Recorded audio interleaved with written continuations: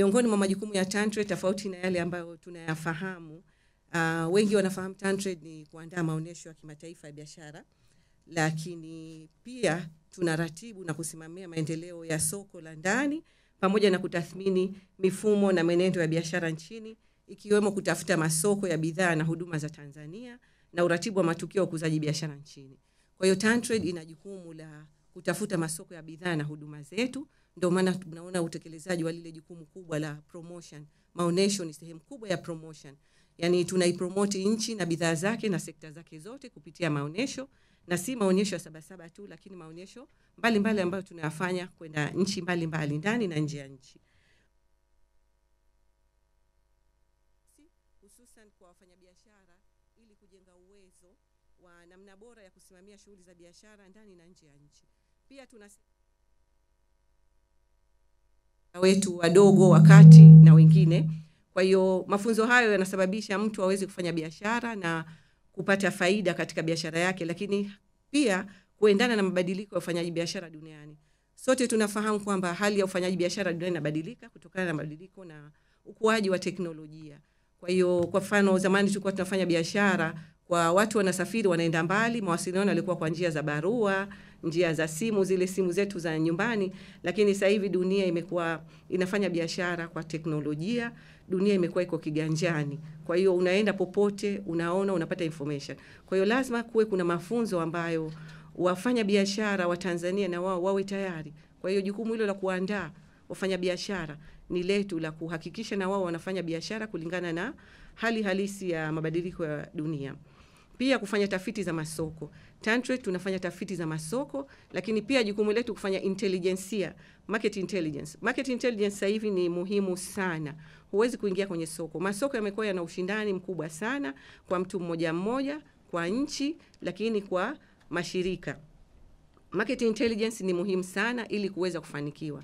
Jukumu hilo linafanya taasisi yetu, Mamlaka ya Maendeleo ya Biashara Tanzania, kwa kushirikiana na balozi zetu. Balozi zetu zilioko nchi mbalimbali tunashirikiana nao katika kuhakikisha tunapata taarifa za fursa ambazo ziko katika nchi ile na fursa zile tuziendee vipi.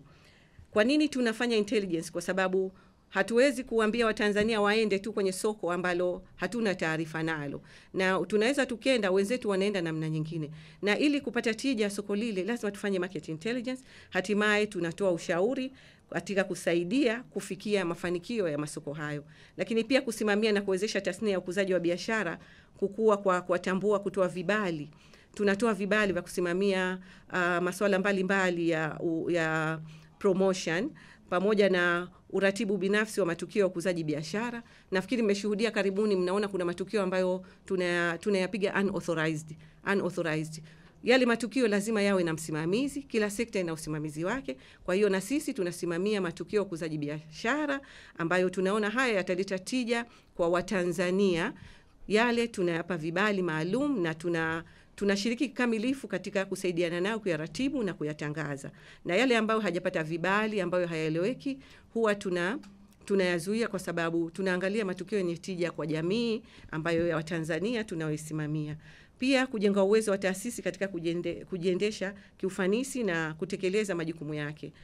Pia tunajengea uwezo taasisi ambapo taasisi za ndani za kibiashara tunazijengea uwezo mbalimbali. Tuna sehemu ya capacity building ambapo tunashirikiana nao kulingana na hitaji la taasisi yenyewe ama vikundi vya mtu mmoja mmoja. Kwa upande wa uratibu wa maonyesho ya biashara kimataifa ya Dar es Salaam Sabasaba, maonyesho hayo kumekuwa na mafanikio makubwa ndani ya miaka hii minne kwa sababu ya mabadiliko mbalimbali.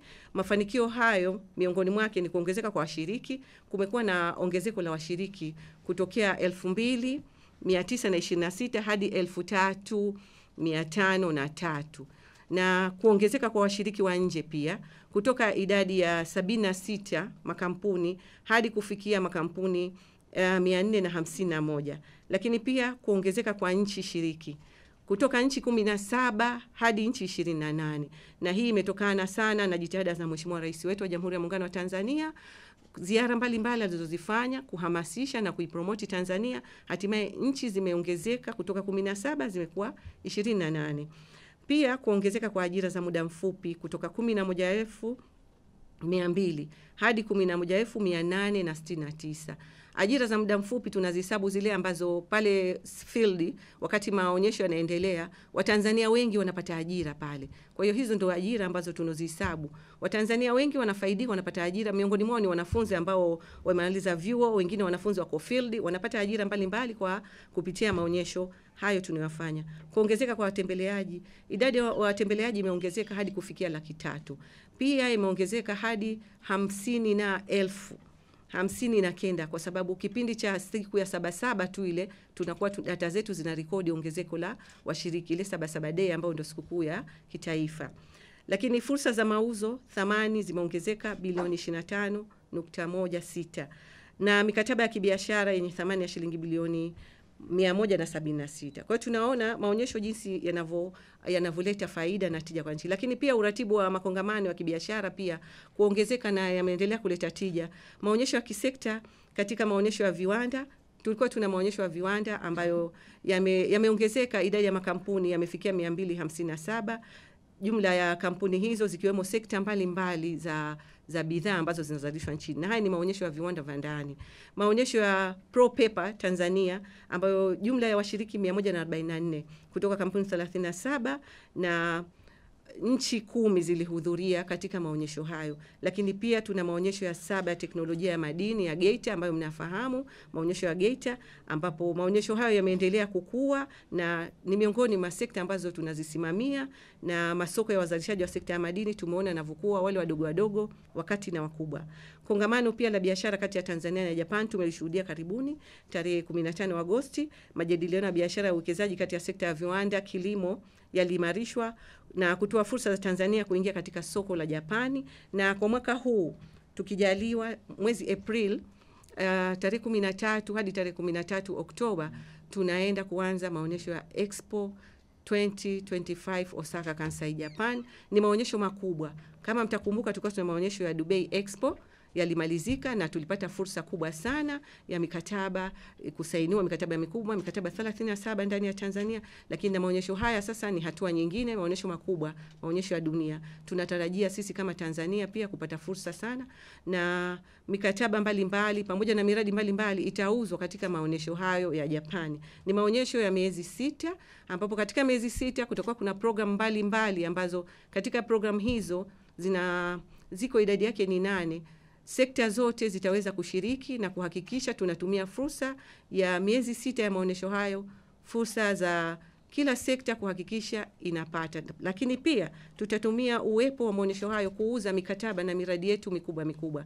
Kama unavyofahamu kila taasisi Tanzania sasa hivi tuna miradi mikubwa na Tanzania tunafuata ile principle ya PPP sasa hivi. Kwa hiyo ni sehemu ambayo muhimu. Sisi tunasema ni soko la kunadi mikataba yetu. Kwa hiyo tunahakikisha tutauza miradi yetu katika maonyesho ya Expo Osaka Kansai Japan.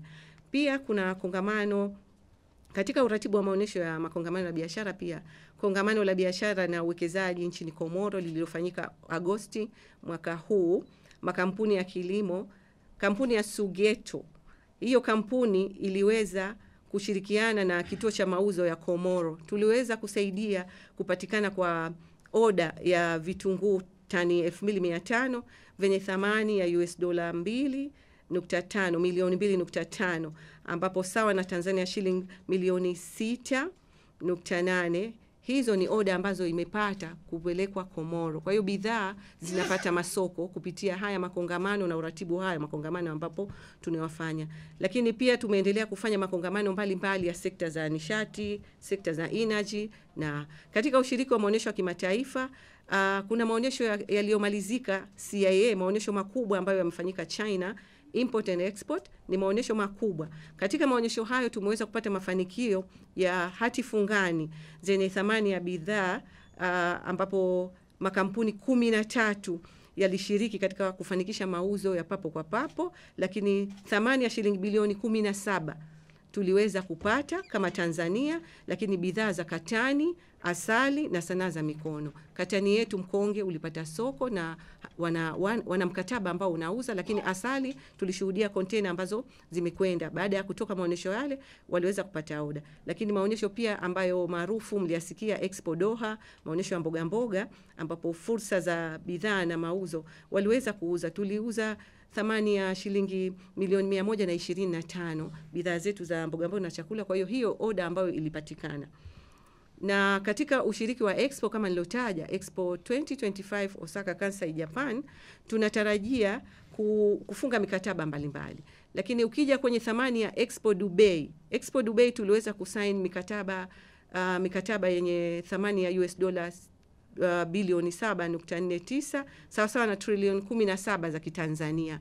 Kwa hiyo trilioni 17 hizo ndani yake kuna ajira 200,000 zimeweza kupatikana kwa mikataba ambayo imesainiwa. Kwa hiyo tunaona faida na uwepo wa hizi fursa, kufunguliwa kwa fursa ya serikali ya awamu ya 4, tumeweza kuona kuna ajira na washiriki walioshiriki wa Tanzania wote katika kwenda kutangaza na kuuza ni wanapata 640, hayo ikiwemo mawizara na mataasisi. Tuliweza kushiriki ndani ya miezi 6 kuuza na kutangaza fursa. Watembeleaji wa banda letu waliotembelea ni 928,469. Banda la Tanzania lilitembelewa na wadau hao, na wadau hao walitembelea kipindi mbalimbali.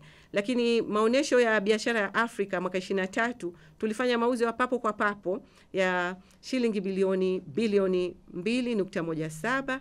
Kwa hiyo tunaona jinsi ya makongamano na matukio na maonesho yanavyoleta faida mbalimbali ushiriki wetu. Lakini mikataba ya shilingi bilioni 17 tuliweza kufunga kupitia hayo maonesho. Kwa hiyo haya ni matukio ambayo yanaendelea kuleta tija. Lakini katika eneo la utoaji wa mafunzo kama Mamlaka ya Maendeleo ya Biashara Tanzania, kuna program za mafunzo 37 tuliweza kuziratibu na zilihusisha wafanyabiashara 3,556, na mada ambazo tuliziona zinahitaji sana na zilileta tija: usimamizi na uendeshaji wa biashara.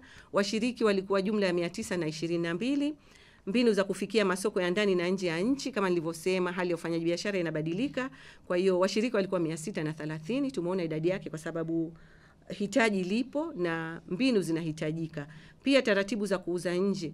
Hizi ni export procedure, zile Incoterms zile ambazo za kuexport. Kwa mfano Tanzania tunatumia FOB, wengine wanatumia CIF. Kwa hiyo hizo lazima tuwafundishe wafanyabiashara kuweza kufikia masoko hayo. Kwa hiyo hizo ni mafunzo ambayo miongoni mliotoa. Lakini katika taratibu washiriki 253 tuliweza kuwapa mafunzo hayo, na lakini wafanyabiashara wa mipakani tuliweza kuwapa mafunzo, walishiriki 51. Lakini tuna directory la kuwa formalize wafanyabiashara wa mipakani, tunaita formalizing cross border trade. Tunajua kule mipakani, mipaka Tanzania, tuna biashara nyingi zinafanyika, wanahitaji kurasimishwa. Kwa hiyo tuna program za kuwarasimisha, tunaendelea kuwapa mafunzo, na wengi wao ni wakina mama ambao tunawapa mafunzo hayo, hatimaye wanaweza kufanya biashara na wanafanikiwa. Lakini viwanda 13 vya kusindika zabibu jijini Dodoma tuliweza kuvisaidia kupata masoko ya jumla ya tani 2,500 za zabibu. Kama mnavyofahamu ndugu waandishi wa habari, kuna kipindi mwaka jana tulipata crisis kidogo ya soko la zabibu, lakini tuliona kwamba tusiwafanye wakulima waweze kuuza zabibu tu vile vile kama raw zile kuziuza. Tuliwapa mafunzo ya kuuza zabibu zile kavu. Tuliwafundisha jinsi ya kuzikausha zile zabibu. Tulishiriki na kampuni na taasisi ambazo zinatengeneza mashine, Temdo, Kamatek, ambazo wameshatengeneza mashine zile za kukaushia. Kwa hiyo hatimaye wamepata mafunzo. Tumeshirikiana na benki ya TAB kwa ajili ya kuweza kukopeshwa. Hatimaye sasa kuna baadhi ya mikoa tayari na maeneo wameshapata mafunzo yao, na tunaendelea na mafunzo hayo ili kuhakikisha wasitegemee soko la kuuza zabibu zile zile tu raw, wauze zabibu ambazo tayari pia zimekaushwa ambazo zinakaa, wasipate crisis ya soko. Kwa hiyo zabibu kavu sasa hivi zimeshaanza kuuzwa Tanzania. Lakini katika mafunzo mengine ya kwa ajili ya kuformalize makampuni, na tunaratibu swala la kliniki ya biashara. Kama mnavyofahamu, kliniki ya biashara ni sehemu ambayo wafanyabiashara, watu mbalimbali wanapata suluhisho la matatizo yao, kama tunavyokwenda kwenye kliniki ya magonjwa mbalimbali sisi kama binadamu. Sasa na hii kliniki ya biashara inafanya kazi hiyo kwa ajili ya kusikiliza matatizo mbalimbali, hatimaye kuwapatia solution. Makampuni jumla ya 482 yalipata msaada ambapo ndani ya kliniki hiyo tuliagundua kwamba wana tatizo la usajili tu. Saa nyingine mtu anakama kwenye biashara ana tatizo dogo ambalo anakuwa hajui aende wapi. Kwa hiyo sisi kama Mamlaka ya Maendeleo ya Biashara Tanzania tunasimamia kliniki ya biashara, hatimaye tunawarifaa. Kwa hiyo 482 hao tuliwarifaa BRELA na walipata taarifa na walisaidiwa kwa ajili ya usajili, na wengine BPRA. Wengine walikuwa wanahitaji kwenda BPRA ambao Zanzibar taasisi kama BRELA, na wengine walikuwa na tatizo la kwenda TRA. Kwa hiyo tunawakutanisha. Kwa hiyo ni wataalamu ambao tunafanya kazi kwa pamoja kupitia kliniki ya biashara. Jumla ya kampuni 137 zilisaidiwa kupata ushauri, alama za ubora, vifungashio vinavyokidhi viwango vya soko la kimataifa na mbinu za kuongeza thamani ya bidhaa.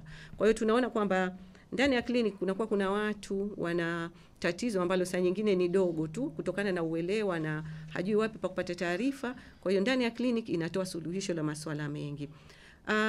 Mafanikio ya wafanyabiashara 238 waliunganishwa na wanunuzi wa ndani na nje ya nchi ndani ya kliniki kupitia mikutano ya B2B na G2B, ambapo bidhaa za asali zinaendelea kupata masoko na nafaka na mboga mboga. Hizo zote zinaleta mafanikio makubwa bidhaa zetu za kilimo. Jumla ya wafanyabiashara 312 wamepata mafunzo kuhusu mbinu bora za kufanya biashara na taratibu pamoja na miongozo ya kodi. Wengine wanakuwa wana shida ya kujua miongozo ya kodi. Kwa hiyo hao pia tunawasaidia kupitia kliniki ya biashara ambayo ni endelevu. Tunaifanya katika matukio mbalimbali ambayo yanatokea ya uratibu wa masuala ya biashara. Pia katika swala la tafiti za masoko, miongoni mwa majukumu yetu muhimu ya msingi ni kufanya tafiti za masoko na intelijensia ya biashara na kusambaza taarifa za biashara na masoko. Kama mtatembelea platform zetu, mtaona kwamba tunatoa taarifa mbalimbali za biashara na masoko. Ndani yake kampuni 85 za Tanzania zimekutanishwa na kampuni 31 za UAE. Kwa hiyo tumezikutanisha, hiyo ndio tunaitwa B2B.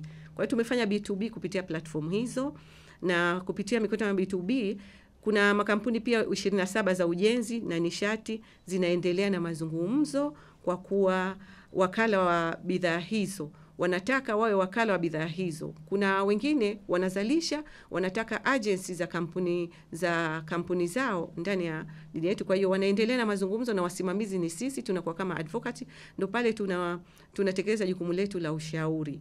Kampuni ya Legal Global Tanzania imeingia makubaliano ya kuuziana Tech Flyers Air Cargo ambayo tani 20 za karafuu zenye thamani ya $240,000. Kwa hiyo hayo ni makubaliano ambayo ya B2B ambayo sisi tunayasimamia, tunaendelea kuyasimamia. Na kwa nini tunayasimamia? Tunataka mpaka yafikie kiwango fulani salama, hatimaye tunawaachia wenyewe. Pia suala la fursa za masoko. Nchi 50 zilifanyiwa tathmini na kusambazwa kwa wafanyabiashara kupitia tovuti. Na huku mwenendo wa bei na matarajio ya biashara katika nchi za Canada, Urusi. Hizi ni fursa ambazo tunazitangaza kwenye platform zetu, tunazitangaza na UAE. Tumetoa fursa ya UAE, tumechambua na kutoa maarifa muhimu ya mwelekeo wa masoko. Katika platform zetu mtaona kwamba katika tafiti za masoko tunazofanya, tunachambua na kutangaza fursa hizo ambazo hatimaye wananchi wanatumia fursa hizo. Pia kuboreshwa kwa mifumo ya taarifa za biashara na masoko. Kama mnavyofahamu, Mheshimiwa Rais wetu wa Jamhuri ya Muungano wa Tanzania Dr. Samia Suluhu Hassan amesisitiza sana matumizi ya mifumo serikalini ili kupunguza bureaucracy pamoja na kuhakikisha kwamba wananchi wanapata huduma kwa wakati. Sisi kama Mamlaka ya Maendeleo ya Biashara Tanzania, kipindi hiki cha miaka 4 tumeendelea kuboresha mifumo yetu ya utendaji kazi. Tuna mfumo wa Tantrade Biashara App ambapo una watumiaji wa jumla ya 1,460,000. Hii ni application ambayo unaidownload kutumia app yako Biashara App. Hatimaye unapata kujua masoko mbalimbali na bei zake, masoko ya hapa ndani na bei za bidhaa hizo. Kwa hiyo mfanya biashara anaweza kulinganisha kujua aende soko gani. Pia tuna mfumo ambao ni muhimu sana na ni mfumo ambao umepata umaarufu sana kwa nchi za nje huu.